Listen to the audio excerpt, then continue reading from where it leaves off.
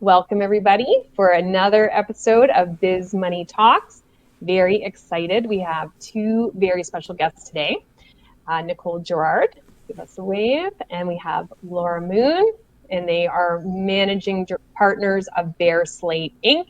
And combined, they have over 3 decades of experience providing leadership training to businesses, and they are on a mission to empower leaders, teams, and individuals with the tools they need to succeed. So just like we always talk about, and I always talk about the need for financial fitness, that it needs to be a steady routine, that you probably as a business owner have not had any training. The same can be said for leadership. And there just seems to be this expectation that you're going to know what to do. And we know that that's not true. And so that's why they are here joining us today. So I'm very excited and love to kick it off with Laura. Yes. So to share just a little bit about your background and how Slate started. Yeah, for sure. First of all, thank you for having us on. I know we've hosted you a few times, so this is fun to flip it around. I have spent a lifetime in love with sales and leading people. You know, my passion is having conversations, in particular with people that I don't know, because I find everything they have to say fascinating. And with starting Slate, it was really just originally us recording videos of professors at university and circulating them so people could have access to information and education. And the idea behind it is really that we can deliver micro learning in small little doses on your own schedule. And diversity in education has always been really important to me, because I think we all learn a little differently. And the idea is to really just create the environment that's safe to learn and grow and adapt, which we all need to do every day. So that's a little bit about me. Wonderful. And I know that I've had lots of adapting and learning. Even today, my first time having 3 people using StreamYard. So very excited about this new thing. And we just figured out how to move the banner off. So that was very exciting. Nicole, why don't you share a little bit about your background and then how you and Laura came to be business partners? Sure. So, like Laura, I was an entrepreneur and an employee working in a large organization. I come out of the Canadian healthcare system, but I've also been an entrepreneur since I was quite young. I always loved working for myself. I liked earning money, making a difference, which is rather appropriate to be here, which is why I love your show and why we have you come back so often. Laura and I met just a few years ago. We had a mutual client, and it was purely happenstance that my client couldn't go down, and we had become friends at the time. And she said, "Can you go meet this prospective client of mine that we're trying to meet with?" And truly, it was one of those things where you meet somebody and you just get along immediately, and you're laughing and you have the same sense of humor, and it's been us like that ever since. Yeah. That is excellent. And yeah, very lucky. You guys are experts at what you do. And so I want the business owners to be able to hear from you, hear the lessons, get some practical, tangible tips. You are both a lot of fun as well. And so I've had the privilege of having lots of laughs with you. You guys always come up with tons of good questions when I join you on your show on the Ask More, Get More podcast, where you are only one conversation away from changing your life and getting more. And that always stands out in my head. I can always hear Nicole saying that in my head. So Laura, can you tell us a little bit about the show? And more importantly, what feedback do you get from the listeners? Oh, yeah. I mean, the show it really started a little bit as a passion project, I'm going to say, because we knew that we wanted to have conversations and we didn't see the conversations that we wanted to hear. And we thought, okay, well, let's go out and do that. And Nicole has always brought sort of the digital part to everything that we do. It took me a little bit to get over myself to go live, go on film, do all the things. And so we started the podcast really as just a way to seek information, learn from people and share the experiences. And it's so true. One conversation can change your entire life. And I have had the privilege of having over 130 conversations in the past year and a half, of which it would be unfair for me to say that one of them changed my life. They've all changed my life and contributed to changing my life. I could go through and just name the authors and the individuals, even yourself, Tracey, changing the way that we can see things, changing the way that we feel about things, changing our perspectives, just having a shift in the ability to look at something a little bit differently opens up so many doors for yourself, and not being afraid to ask. If we don't ask for what we want, we'll only ever get a no. And if we don't tell people what we need, we'll never get what we need. So that's really the premise of the show. We have had the feedback has been phenomenal. I mean, the guests, one after the next, has been just inspiring, and just learning how to lead. And I'm so tempted to say some names, but I have learned how to appreciate individuals in their role myself. And I know that the feedback that we get from people that listen to it are just inspired, and they are making new connections when they never thought they could. They're signing up for groups and participating in things that they didn't think that they should be allowed to, or that they weren't good enough to do. It's really taken down a lot of barriers when it comes to imposter syndrome and things like that for the listeners, and that anything is possible. You just have to ask for it and try, go for it. And that every guest demonstrates that. And most of the feedback comes surrounding that. I know. I could just chime in. I know Laura said that it started as a passion project, but I want to say it was more of a panic project, because we started the show at the beginning of March of last year. Everyone's familiar with that timeline. And we went, no one's talking about how entrepreneurs and businesses can survive. Who can we talk to? So it's blossomed, thankfully, into this incredible network of expertise and people that we can call on to get advice, and it's turned into this amazing thing. But we had to make some quick decisions last year, so it's now a passion project. This is true. It's nice how time changes our memory a little bit, so that's totally okay. Well, you two have both a really down-to-earth approach. You make things very accessible, and I think that's important, and that's probably the root of a lot of that feedback, is that people can actually connect, and it came at the exact right time when they needed it. Now, Nicole, you guys have this other thing going on, and I want to know more, and just what the heck is the early morning experience? And why do you get up so early? What happens there? Any stories you can share would be welcome. Because sometimes I wake up and I see you guys there, and I'm like, oh, I'm awake, but I'm Me too. Should I go in? Me too. I never go in, but I see you often. So tell us about that. Yes, so the early morning experience, in true Bear Slate fashion, we thought we wanted to shake things up a little bit.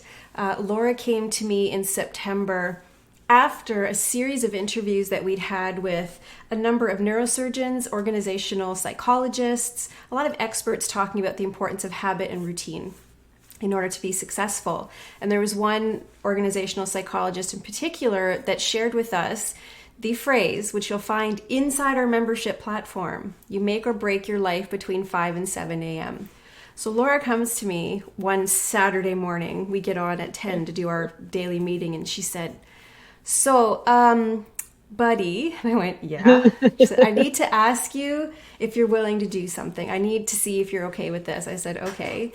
She said, "Would you be willing to get up at 5 o'clock in the morning with me and get on Zoom and learn something new?" And I went, "Okay."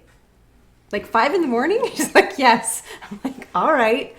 So we actually started meeting in the morning after watching a documentary or a TED Talk or reading a white paper, or there was something that we saw that was interesting, and we would talk about it. And then we said to each other about 30 days in, why don't we just try going live and see if people want to talk about and learn things with us? And we've been doing that since September. So we initially were going live 5 days a week. That proved to be a little bit difficult, just with Laura has 2 kids at home that she's schooling because of what's going on, of course, and our schedules got a little bit too crazy for us to continue. So we currently do it 2 days a week. We do take breaks now and then, But it's genuinely just a way to get up and learn something new and start your day in a fun way with a bunch of people that can talk about heavy topics but still laugh. And are they nutshell. tuning in their pajamas and their... Oh, yeah. Yeah. They might be. We use a live streaming platform where only Laura and I are on camera, so we have to wear like our nice pajamas.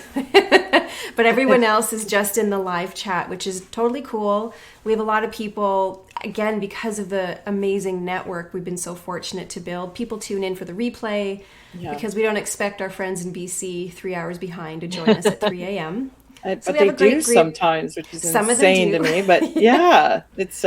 Yeah, a lot watching in the replay, but we try to show up as much as we can just to ask questions and learn something new and build that community. Has it made a difference in your lives, have you found? Oh, huge. Big time. Huge. Definitely. It's so different. It's such a precious time that those hours in the morning, especially if you're a parent, to be able to get up and it's quiet and just walking around, because I'll usually walk my dog before we go on and have some time on my own. And it's just for self-reflection. I originally wanted to do it to sort of jolt myself, to make a shift, a change. And I knew I couldn't do it by myself because I'd always wanted to do it. Which is why I said to Nicole, I'm going to ask you something you're not going to like it, but you can say no, but you can't, because I need you to try it with me. So it started that way, but it really is such a precious time to learn and share things. I think we try to pack things in, like I'm going to get up and do my workout, and it's hard to sustain that. But if you actually get up and you're really kind to yourself first thing, and you just try to learn something, and so it sort of sets the pace for the rest of the day. I remember in the beginning, Nicole and I'd be like, it's 11 o'clock. It's only 11 o'clock. Like, this is I'm insane. Starving. Everything's done. This is great. So it's, I believe there is a lot there. There's a lot there. There's a lot of opportunity. Wonderful. And so, Laura, I'd love if you can share some of the business observations that you've been able to see throughout the pandemic. What have you been observing in your clients? What new challenges have emerged, especially from a leadership and management perspective? Because things are not normal. So tell us what you've been able to see and what new trends that people who are listening, whether live right now or watching the replay, need to be aware of and focus their energies on. Well, I think even prior to the pandemic, there's a lot of conversations surrounding the culture and sustaining relationships and building relationships within teams, looking for ways to keep them engaged and involved. And then as soon as this happened, half of the world sort of retracted and the other half of the world catapulted forward. And the middle ground was even lost even more than it was before.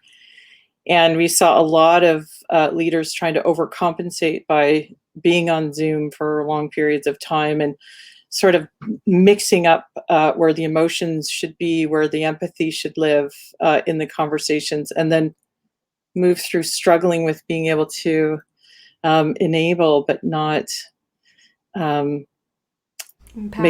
empower. Yeah. So there was really a shift with understanding how to communicate, because this is a new platform for communicating. All of a sudden, we have to be on Zoom and we have to be present. If I was sitting here playing with a Rubik's Cube or something, you could see that. And the expectation was there for the camera to be on. I think we're seeing exhausting. Yeah. And apparently statistically for women too, it's worse because we're always looking at ourselves. Some of us, but it's tough, right? Like we judge, there's so much judgment that lives there, but as a leader, you also don't want to force someone to sit in an environment where they don't feel safe. So where do we draw the line with that? Where do we, have empathy and accommodate, but still make progress and still ask for performance, because we still have to ask for performance with our teams. And I think that's been a real struggle for people, that engagement piece, and then going over top and trying to have fun when people are so taxed that they don't want to show up for a Zoom party on a Friday to talk about their wins for the week. It just, they're struggling with that. And Nicole and I have been fortunate enough, even though we did mostly in-person workshops prior to the pandemic, we've been able to facilitate and switch to doing them virtually. And we've had the pleasure of working with some pretty amazing mastermind groups. And, it really starts with clarity of role. Clarity builds confidence. Clarity builds culture. Understanding who does what, when, and why, and how, and not expecting people to eat, sleep, and work in the same room. And that there are things that they can do that can break those habits. But that seems to be, to me, the most glaring of them all, as challenges for leaders walking into this new space and now shifting to, am I going to expect everyone to come back and be the way they were before? Because they won't. We won't. We think we may, but I can assure you that we will not go back to the way it was in a week or 2 weeks when everything opens back up. Well, the bigger question too is, do we want to go back to how things were? I think that's something a lot of leaders and a lot of business owners are sort of grappling with. I mean, just because it's how we did it before doesn't mean it's the best way.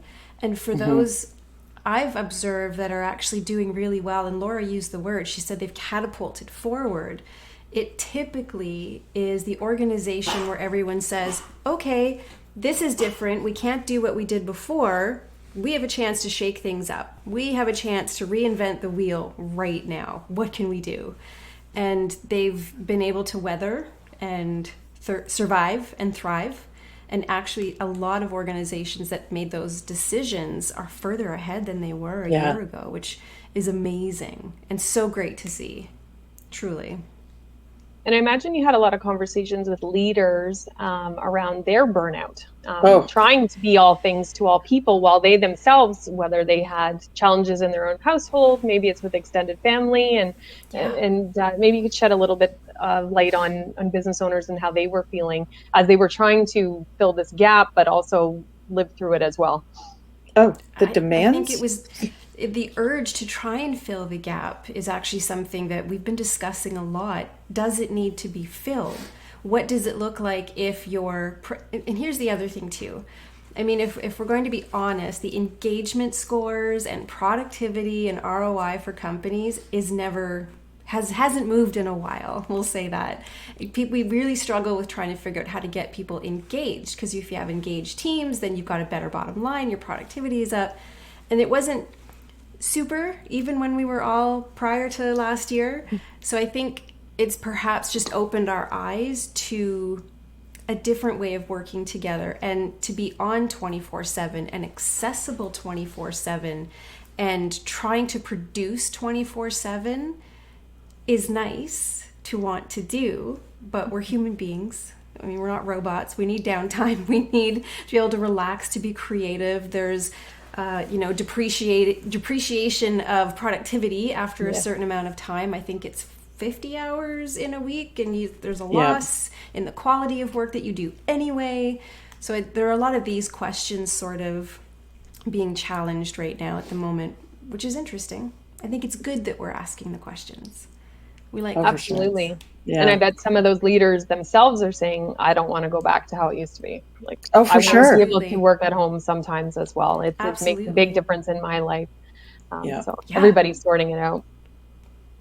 Yep. Definitely. I think that they have had an opportunity, or at least were forced to step back and start to pay attention to that, and are looking for ways to find a little bit more balance. And actually the virtual space, if you start managing your time and investing your time properly and look at productivity versus over like quantity over quality, right? It's quality over quantity.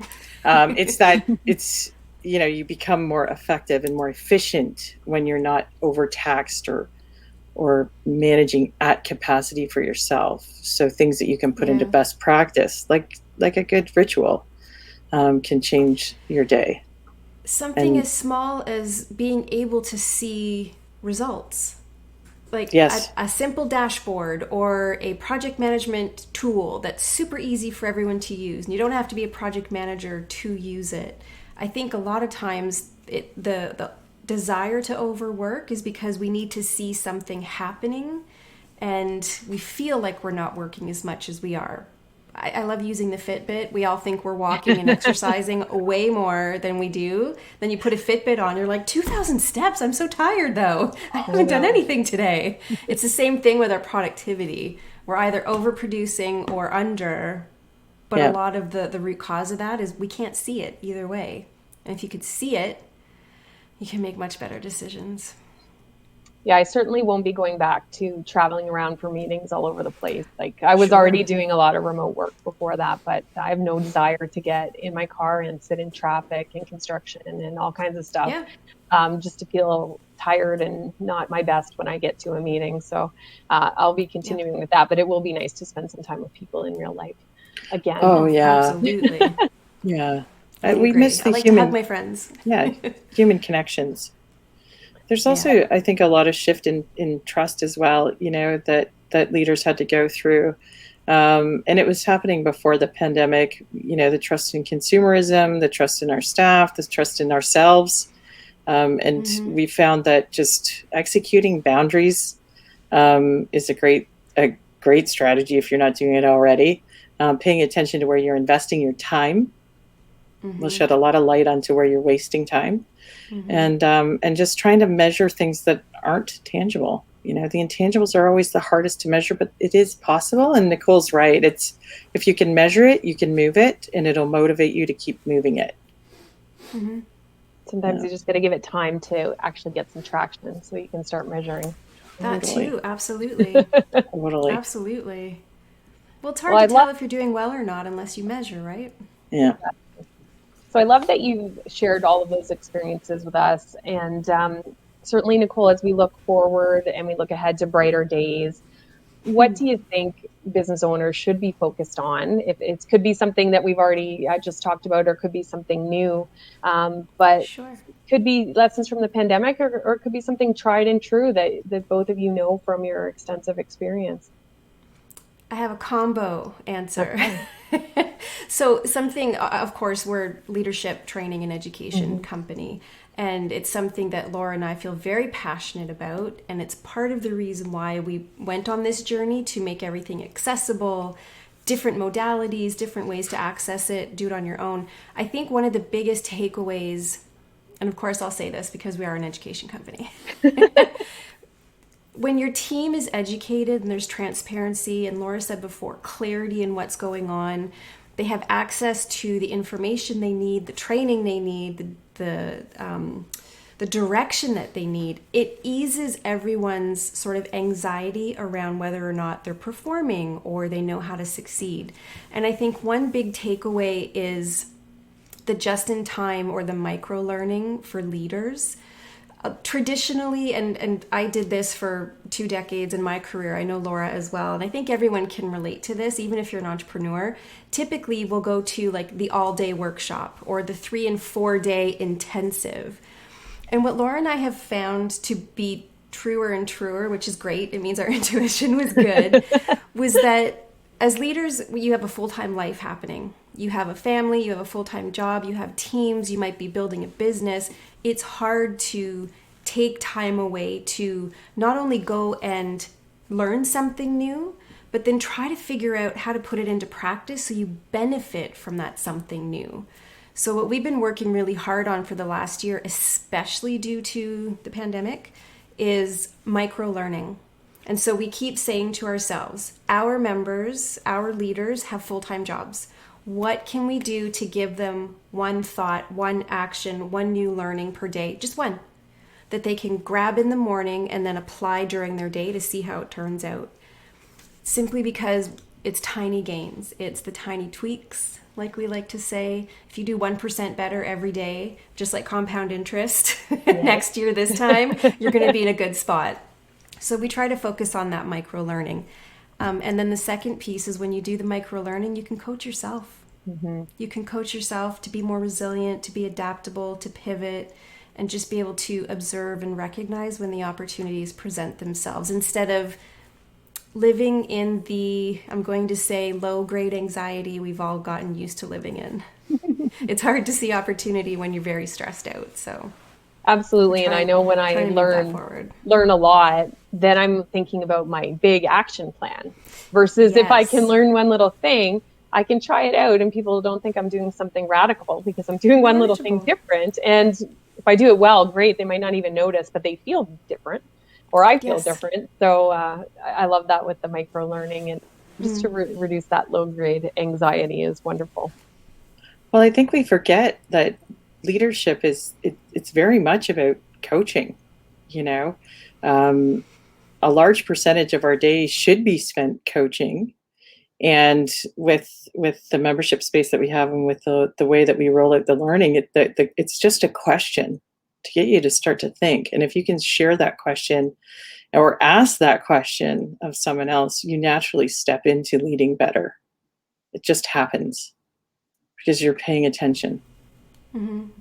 So Laura, with that, why don't you tell us about the Get More membership, how it came to be, what impact it's having on members, lessons you learned so far, and even how it can work for people leading teams, but also solopreneurs, how they can use it to benefit themselves. Yeah, I mean, the foundation of the membership, or the foundation of the learning and leadership that comes out of the membership, is really, it's based on a series of formulas that surround what the business world likes to call soft skills. I think that they're life skills and they're not so soft. And if they were soft, then we would all have them because that would mean they were easy. All the skills that bring engagement into play. For me, sometimes it's not so easy to source motivation. It's not so easy to feel courageous and confident. Time management, things like that, things that we need every day to be successful every day, is what we focus on. And each month we focus on one skill to develop. And we provide everyone in the space a formula so that if they feel that they're suffering or that they can't, that they've got a bad attitude, for example, because, sometimes we have a bad attitude. What is it why am I being triggered right now? What emotions am I feeling? How can I take action to change this if this is something I wish to change? And it's really just based on formulas that are for success. So how to develop the skill sets that we're not naturally born with, which most people think, that we have to actually work for and work hard at to have naturally. And so the membership space is really about that, focusing on one skill a month. It really comes down to one question a day. And then we've got a whole bunch of little exercises to build really amazing habits, rituals, and then a few little hacks. Because I like shortcuts. It's just who I am. I don't want to make it easy. Don't overcomplicate it. If it's simple, I can do it. And I can bring it into my life, which is full of kids and dogs and, the rest of it. So what we've seen, and it's really just a safe community. We meet every Friday. We talk about what roadblocks are stopping us, whether it's a coworker or a kid or whoever, because it's really, you need all of these skills in every facet of your life. And if you think that you're someone different at work and at home, then you should probably have a conversation with yourself about it to figure out who it is that's where, because that's when it gets confusing. And I just think that so what we've seen in the membership space with people going through the learning and going through the workshops, really just people understanding who they are, learning how to communicate their needs, having the confidence to ask for more pay. We've seen people who struggled for employment that have amazing jobs and actually have scaled their jobs already in the space, just because it brings that sense of purpose and community and allows you freedom to grow in a safe space. So, and then we've seen leaders who've come in who weren't sure what to bring into their teams for morning scrums. And there's so much content that we have, especially because I spent so long working in sales. There's always something we can talk about. There's always something that we can inspire people with. So there's just a resource. There's such a library of information in there. It's crazy, to be honest. Yeah, it's everything from theory to practical application, like digital declutters, managing your environment, how to set boundaries at work so that you can actually get work done and not offend anybody, dealing with constant interruptions, whether you're remote or not. So it's a place, I think one thing we have to acknowledge that as entrepreneurs and as leaders, it can be very lonely. Because if you think about it, in an organization of, say, 500 employees, you might have 20 leaders or 30 leaders. So it's hard sometimes to find someone that you can relate to and say, I'm really struggling with how to coach, mentor, and lead this particular situation. And so it's sort of that peer connection as well of, have you tried this? And I tried that. And we can celebrate each other's wins, because leadership, you don't get a trophy every time you really untangle a super complicated situation, which is a feat in itself. So we want to celebrate those wins too. Excellent. Now I'm going to pose the question to both of you, but before I let you go, are there any final thoughts you want to share with the business owners listening? So it can be to reiterate something you've already said, or to share a final piece of advice. And Laura, I'm going to start with you. Yeah, for sure. I mean, being an entrepreneur is it's probably the scariest, fastest, tallest roller coaster you could ever be on. And to remember that everyone who is in your world is also experiencing the highs and lows of being an entrepreneur. And that's okay. And to be kind to yourself, and that there are places where you can go, where you can listen to conversations and you can find the support that you need, because it's not all roses. And some people might be allergic to roses. So, but it definitely has its ups and downs, but being kind to yourself is the key, and just be patient with yourself and those around you, I think, is what the world needs right now. And if you're a leader and you're looking for ways to engage, just pay attention. People just want to be seen, they want to be recognized, and they want to be supported. So however that happens, that's just my ask to the world right now. So, yeah. And I love roller coasters. That's one of my favorite hobbies. I hate them. So I can't wait till I can go back and ride those really big tall ones at Canada's Wonderland many times. So excited about that. How about you, Nicole? Honestly, I think I would, to short form it, say to remember that you are far more capable than you might think you are right now. A lot of us have, well, globally, there's this huge anxiety, unknown, don't know, I don't think I can, I don't think it's possible. Sometimes I just want to go back to bed, leave me alone. That's okay. But you are far more capable than you may currently be giving yourself credit for. And if you need help, ask. Yeah. Just ask. And I love that. And certainly I encounter that all the time with business owners. They'll tell me they don't know anything about numbers. They don't know anything about their financial situation. And right away, if they've been in business for any length of time, we learn very quickly they know how to manage cash flow, because they're still in business. They might not talk about it like I do. They might not do it very efficiently, but they're doing it. And so we've got to start with the wins and the foundation and just learn from there. And so if people have been inspired by the conversation today with both of you, Nicole, what's Bear Slate working on now, and where can people go to learn more about you? Bear Slate is working on something all the time. We have some new projects that might be coming out. I hope Laura doesn't kill me for saying this, but we keep getting asked about executive coaching masterminds. So maybe, I'm not going to say anything. But if you go to bearslate.ca, so BARESLATE, we are Canadian, so it's .ca. You will find everything you need to know. All of our podcasts are there. The YouTube channel links are there. The membership platform is there for our high-achieving leaders. And there's always something new with us.